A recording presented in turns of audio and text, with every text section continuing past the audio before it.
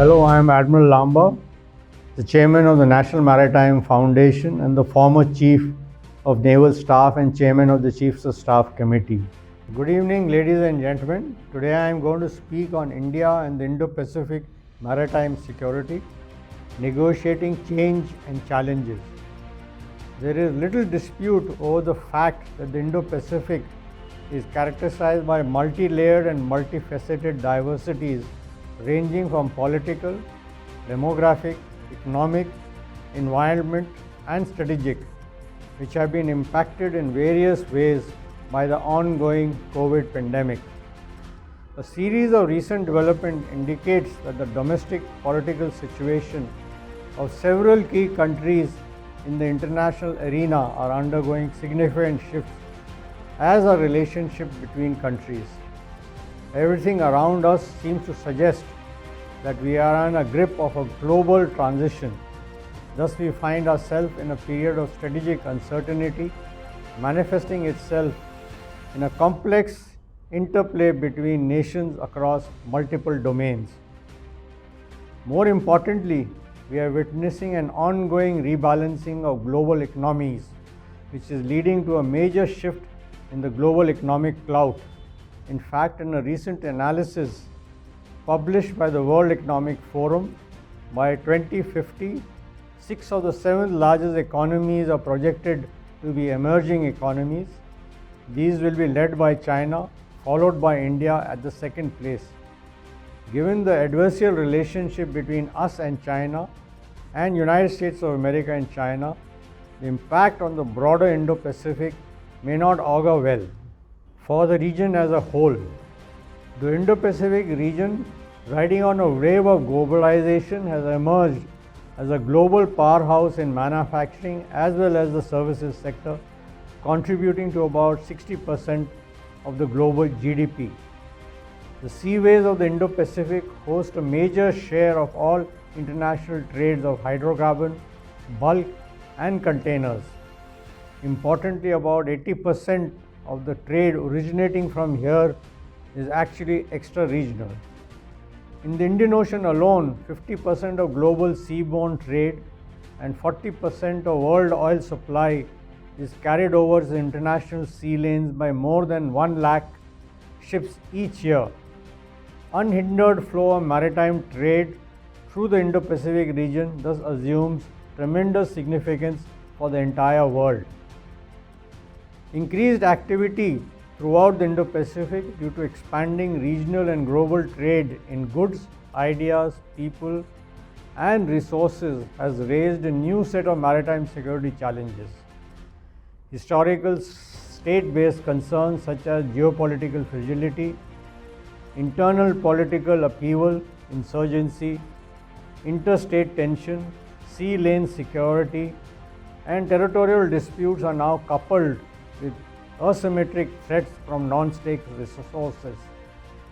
These diverse challenges are exacerbated by a diverse set of nations bordering the region, ranging from prosperous states to developing and low-income countries. Some are established democracies while others are fledgling, from nations with strong rule of law to autocracies to countries with feeble or fragmented governance structures. We would find them all in this region. Such diversities and interests and capabilities that saddle the Indo-Pacific region present significant challenges for the future. Further, the economic resurgence of the Indo-Pacific region has raised the strategic competition amongst regional and extra-regional powers.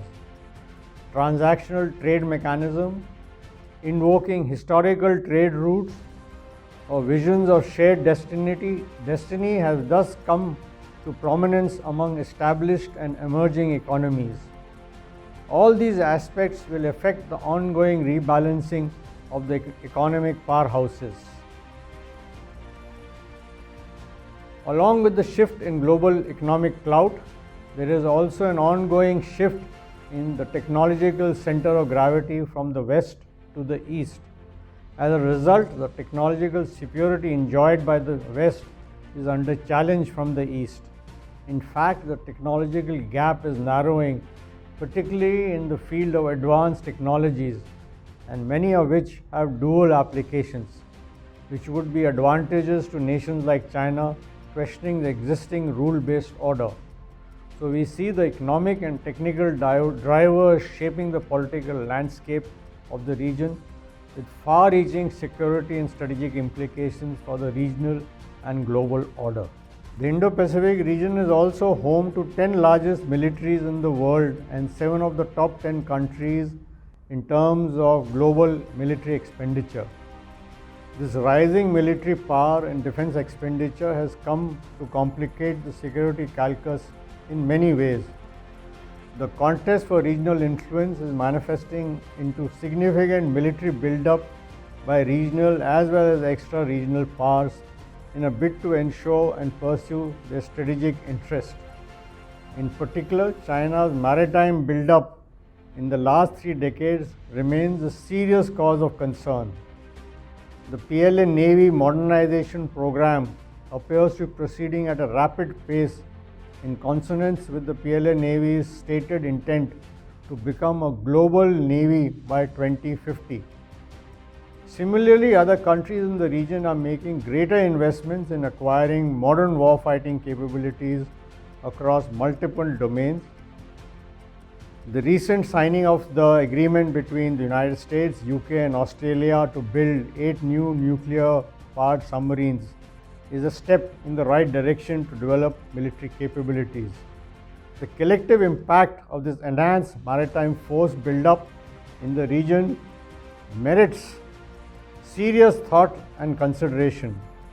The need for greater collaborative measures in the maritime commons would remain fundamentally important in maintaining strategic equilibrium of the Indo-Pacific. I would like to say that the world is witnessing an ongoing power transition and diffusion. As global space becomes more contested, it will become harder to forge internationally binding treaties, and non-compliance and subversion of international law are likely to increase, for example.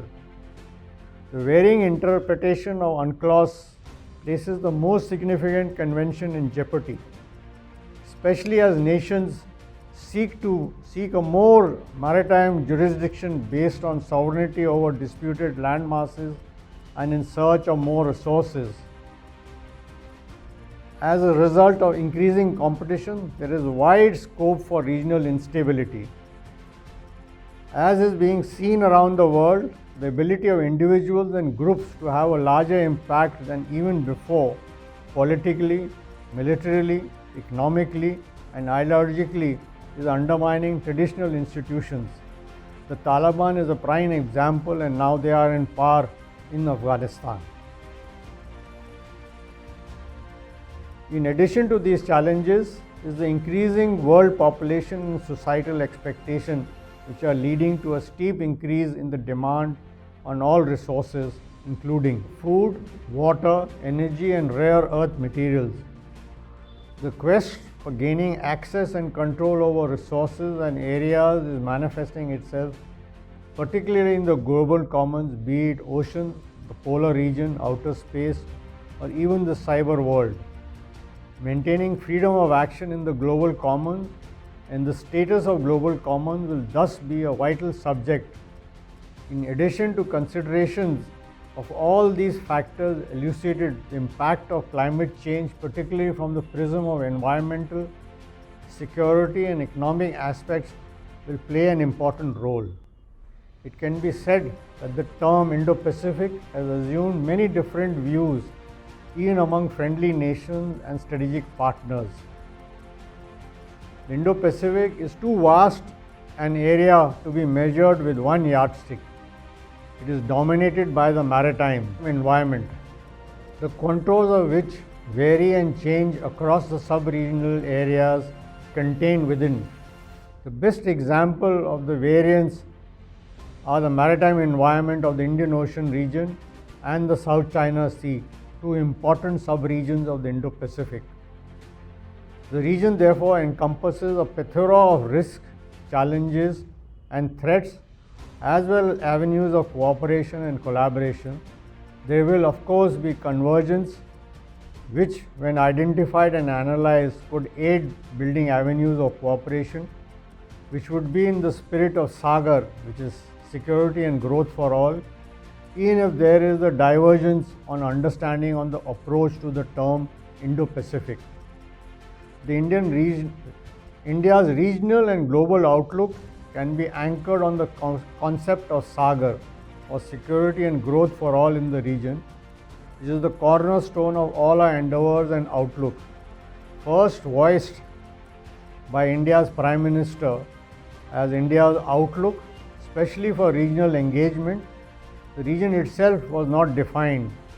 The reason for this is that the concept of Sagar can be applied anywhere, and India has applied it in its outreach, in its policies for neighborhood first, the Act East policy, and its views of the Indo-Pacific through the lens of the Indo-Pacific Oceans Initiative, or IPOI. To further the outlook of free, open and inclusive, the Indo-Pacific Oceans Initiative, or IPOI, was tabled by Prime Minister Modi at the East Asia Summit in 2019, which is designed to create a safe, secure and stable maritime domain within which collective and collaborative mechanisms need to be created to conserve and sustainably use this domain and safeguard the ocean, fairly share resources, reduce disaster risk and promote free, fair and mutually beneficial trade and maritime transport. The IPOI is thus an initiative with considerable promise, as it is an open global initiative and can draw on the existing regional cooperative architecture and mechanisms to focus on 7 central pillars.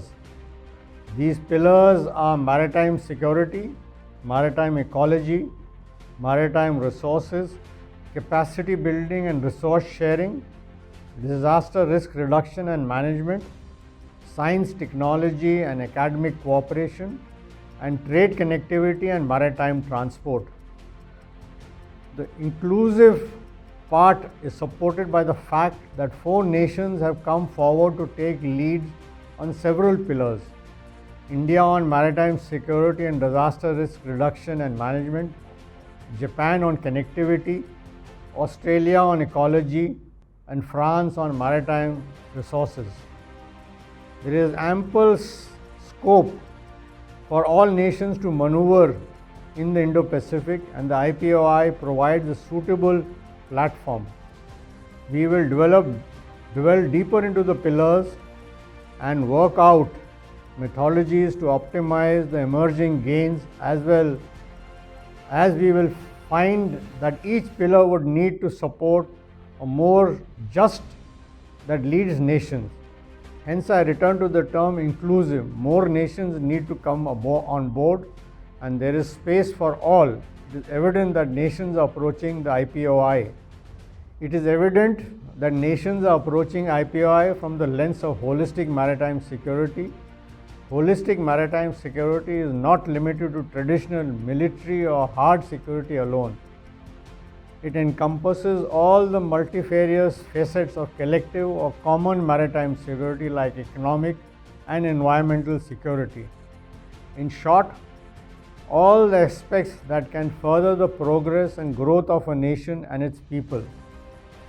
This aspect is of vital national interest of all nations. So, considering the holistic maritime security is the key to stable, secure and peaceful maritime environment, then there is a need for working together towards laying a bedrock of a strong security arrangement in the Indo-Pacific. There has been renewed focus on issues maritime. We have started engaging in a number of dialogues with like-minded nations in a number of formats. The Quad, 2+2 as the ministerial level, maritime dialogue and staff talk between navies. The Indian Navy has over the years played a key role in placing countries in a maritime neighborhood at the heart and soul of a larger Indo-Pacific engagement. We have seen that the inclusion of Australia in the Malabar exercise and the Quad gaining center stage, as was elucidated by India's External Affairs Minister Shri Jaishankar during the second Quad ministerial meeting conducted in Tokyo, that advancing security and economic interests of all countries having legitimate and vital interests in the Indo-Pacific remains a key priority. We therefore need to work together and formulate in broad sense the structure, intentions and goals of the Quad. An important facet in addition to the operational drills and exercise is the logistic support and underway replenishment. India has concluded bilateral logistic support agreement with the United States of America, Japan, Singapore and Australia. These are cooperative mechanisms that are product of like-minded approaches to enhance stability, ensure security and preserve peace. It is perhaps time to start considering an expansion of the Quad to accommodate nations who could aid in maintaining a free, open and inclusive Indo-Pacific region under the ambit of a rule-based international order. The Indo-Pacific region is becoming widely recognized as the global center of gravity, whether in terms of economic interaction, demographic, traditional security challenges or strategic balance. Unhindered flow of maritime trade through the Indo-Pacific region is one of the primary security concerns of global consumers. From a maritime security perspective, the unprecedented development of the Indo-Pacific as a concept could not have been possible in an insulated environment. The region's critical role as the prime mover of global economic progress makes it strategically a highly important agenda for regional as well as extra-regional powers. India has always supported the very essence of freedom of the sea, upheld the inherent attributes of navigation as a global right. Implicit in India's policy and strategy has been the desire for free movement of people, goods, services and investment across the region. Security of sea lines of communication, freedom of navigation, availability of port infrastructure and non-discriminatory access to markets are some of the issues that ensue from this approach. The geopolitical strategic eminence of the Indo-Pacific region is here to stay. In the foreseeable future, the maritime construct of the region will continue to shape global economic and security paradigm. Hence the need to preserve peace, promote stability and maintain security across the waters of the Indo-Pacific. Given our interest in the region, it is only natural for India to seek a stronger maritime position.